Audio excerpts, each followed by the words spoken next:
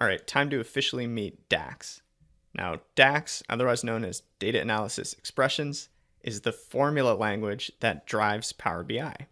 So with DAX, you can add calculated columns and measures to your model using pretty intuitive syntax, and you can go well beyond the capabilities of those traditional A1 style grid formulas that you may be used to in Excel, using these powerful and flexible functions that are built specifically to work with relational data models like we're showing here in the AdventureWorks project.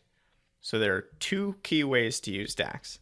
Number one is to create calculated columns that actually live inside of your tables. And two is to create measures which are used in your visuals. So we're going to dive into each of these in turn, compare the two against each other, talk about exactly how they're operating, and then dive into a bunch of the most common and powerful DAX formulas.